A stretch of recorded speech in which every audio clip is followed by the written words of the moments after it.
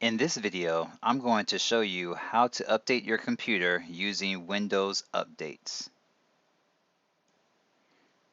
Click on this Start button. You should, if you don't see a search box appear to the right, then you'll click on this search icon.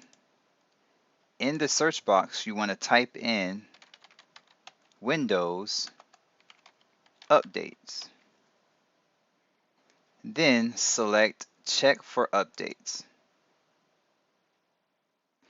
You're going to have two options to update. One option will be check online for updates from Microsoft Update. The other one is check for updates. If you have this link here, you can check on that or click on that, preferably. But if not, click check for updates and they'll do the similar thing.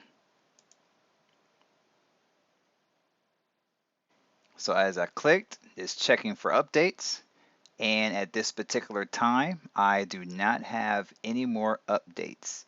And so if I did have updates, then updates would start to populate and list, and then it will automatically download, and then you may have to push a button for it to install if it doesn't install automatically.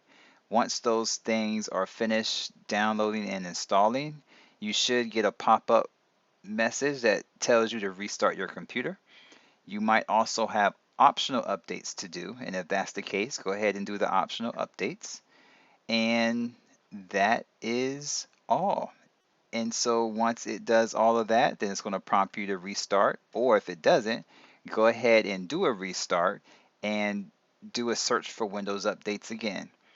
If you do it again and no updates comes up for you to update, then your system is good to go and it is updated. I recommend doing this at least once a month. So if you can go ahead and put it on your calendar at least once a month to go ahead and do the updates so that you will make sure that your computer is updated. It has all the Windows updates that it needs and it's performing like it should be.